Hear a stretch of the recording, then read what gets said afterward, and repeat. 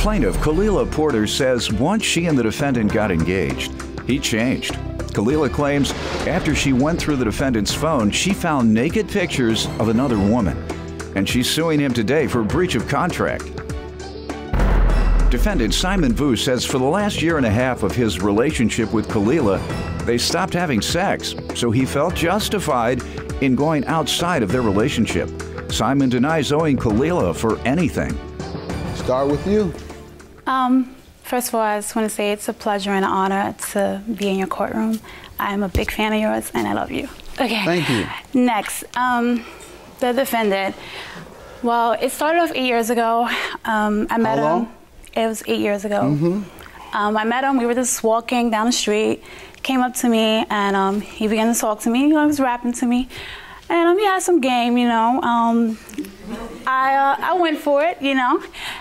The same night we went out to eat. We had a beautiful time. He was a gentleman. He treated me good. It began to blossom into a real relationship.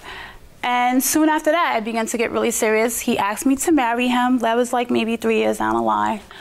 And I said yes. And it was good, you know. We were a good couple. I had a son, and he was good to my son. To the point that, you know, I really felt like we were a family. You know, things were going really good. And then, you know, down the line, I would just notice things that I wasn't cool with. Like what?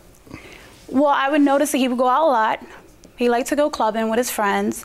I would call him. He wouldn't pick up the phone for me. And in the beginning, it was all roses. He would pick up the phone immediately, you know, when I call.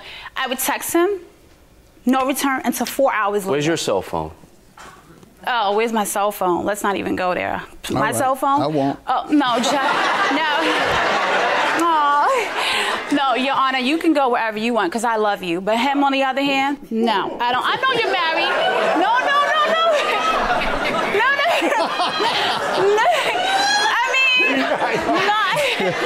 I'm a big fan of yours. You know, I'm not a big fan of his, but I'm a big fan of yours, you know? And, I mean, he wouldn't pick up the phone for me half the time. Sometimes he didn't call me till the next day. When you call somebody twice and it goes straight to voicemail, what does that mean? They cut the phone off. It might be working. It might be in a meeting. He gave me that. That might be the, you know, the man code. He gave me that. Oh, I was working. Or I couldn't pick up the phone. Was it during his work hours? Yeah, during his work hours. Yeah, I was working to pay your bills. So because the man didn't answer his phone during his work hours, you thought he was cheating? No. What about after work? What about 8 o'clock, 9 o'clock, 10 o'clock, 11 o'clock, 12 o'clock? Oh, it's been an extended meeting.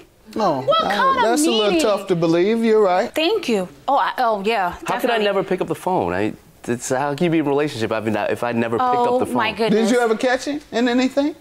Judge Mathis, I didn't catch him, but.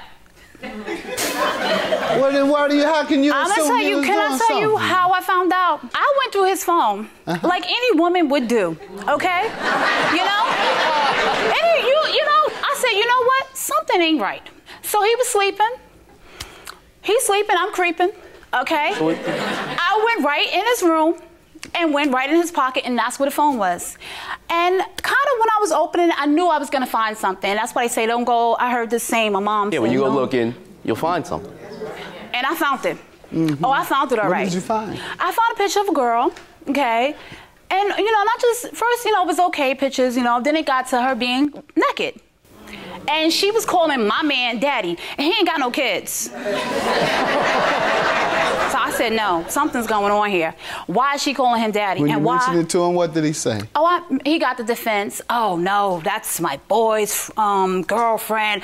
And the pictures were from the internet. So the pictures are not even from the girl, he said. The pictures were from the internet. Go ahead, sir. You give me your side. Your Honor, Kalila and I haven't had sex in over a year and a half, towards the end of our relationship. If I'm not having sex with her, I have needs, as you can probably understand, Your Honor, as being a man.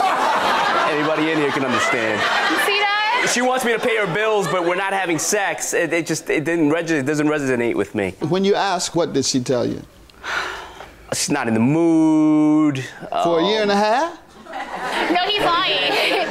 Your Honor, he's lying. She never said because you are messing with other women or because I believe you are messing with other women, and until I'm convinced you're not going to be intimate with me. She never said that? The lack of sex came before the infidelity. Okay, is that right? That's you not cut him true. off before That's you not true. called him? That's a lie. Come on. The reason I cut him off was because I knew he was cheating. I just needed my evidence, and I got it all that day All right, and when I went in that's that the phone. point I was making, sir. I needed my evidence, and I got it. Your Honor, can I continue? Yes, sir. Go ahead. You know, since in the 8 years that I've known this woman, she's never worked a day. Okay? She's never worked a day. She's never kept a job. She's never kept a job. She's always had her hand out. She's always calling me for money. Something needs to get paid. Some Louis Vuitton bag needs to get bought. She was your some pair of fiancé, shoes. though. She was your fiancé. She was Beyonce, not my fiancé. Judge Mathis. Judge Mathis.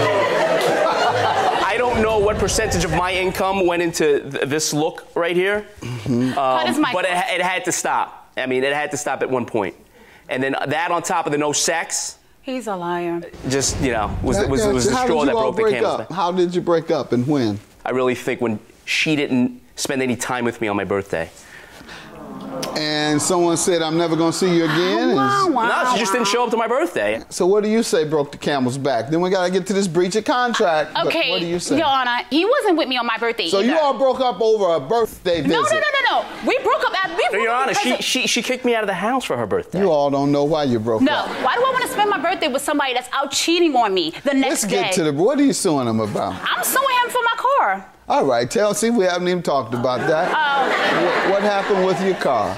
Well, Judge Mathis, I had a 1999 Mercedes-Benz that I loved because he did not buy. That I bought. I got that money up myself with money I saved up to get, okay? It took me a while to save that $6,000 up for myself. I don't care if it was a 1999 Mercedes-Benz. It was mine, okay? I bought it straight up. I didn't have any... Yeah, I didn't have any payments or anything I had to do. And so I wouldn't have to worry about anything. So here he comes. Oh, that car is not good enough for you. I'm gonna upgrade you. I said, wow, that's so nice of you. Let's go car shopping. I said, I'm thinking I'm gonna keep my Mercedes and then get a new car, you know? I said, all right, we get there.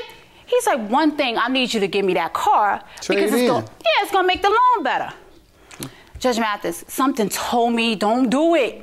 I did it because he said, I'm gonna keep all the payments up. Everything's gonna be paid. I'm putting a down payment now. Your car is just gonna... So you traded in your car. Yes. He was to make the payments on what type of car? What's the new one? Oh, I got a Chrysler 206. Oh, yeah. And he was making the payments. He was making the payments. He said, don't worry about nothing. I got this. You need to be driving in style.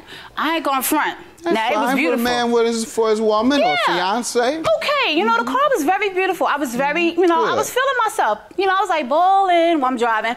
So anyway, he's like, don't worry about nothing. I'm gonna take care of everything. 6 months down the line, I get a knock at the door. Who is it? The repo man. Coming to get my car. I said, sir, what's going on here? Why do you want my car? Oh, this car has not been paid for in about 3 months. I called them immediately crying. I'm like, oh my God, I have no way to get around. These people took my car, it must be a mistake. Oh, there's no mistake. There's no mistake. That's not your car, and I stopped the payments. All right. Sir, let me hear from you on this car. Yeah, Kalila's delusional, first of all. There was a period and a process of begging to get a new car. Why? I mean, it just wouldn't make sense as to why I would just one day wake up and say, hey, look, I'm going to incur more debt. Because that's what I like to do, all right? I want an extra payment, and plus on top, I want full coverage payments on the car. Right. That doesn't make sense. I know, well, right? Okay, well, that's why you never paid anything on it, right? No, that's not true. I did make payments on the car. You just said it doesn't make sense. He's so you did something that didn't make sense to you? At the time, we were in a relationship. When I stopped making payments on the car, let's back up, because you've just confused me. You said, well, Judge Mathis, it doesn't make sense for me to get another car note and pay anything on another car. Right. And then you came and said, but I did it. I mean, you make a good point, Your Honor. I mean, we do a lot of things that are stupid in love, in relationships. We were engaged. We were together for 8 years. I did it, but I didn't initiate wanting to do it, if that makes sense to you, sir.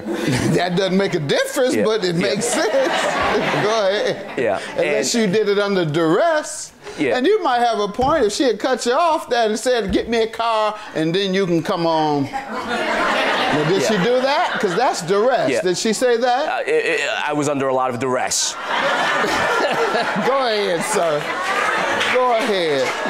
The bottom line, it sounds as if you purchased this as a gift, and then when you all broke up, you said, give me my gift back. That's what he did. You can't do that. Now, if you had promised her the car, and said, I'm going to get you a car one day, and then just kept promising, so maybe you can get back in the door and get back on the rotation, and then you know, if you'd have said, I'm a promiser, and you never gave her anything, or you got back in the door and you just said, I just said that, then you would know her because you haven't completed that promise of a gift. We weren't together. I couldn't justify her driving around in a car that I was paying insurance on, in my name, with my insurance, which she got millions of tickets on. You completed the gift. It was a gift. I mean, all right, well then you can't take it back. How long have you all been broken up? Oh, about a year. All right. Judgment for the plaintiff. And judgment for the plaintiff. It was a promise and it was a gift that was complete. Do me a favor. All right. Last remarks? You know, with this judgment, don't call me, don't text me, don't email me, don't social network me. You've been begging him? You've been begging him back? He's a liar. He's a liar. You've been begging him back? Mathis, I'm not thinking about him. Please, just come on. Sounds like you've been begging him back to me. My goodness, do you believe that? Judge Mathis, it's Judgment not true. for the plaintiff.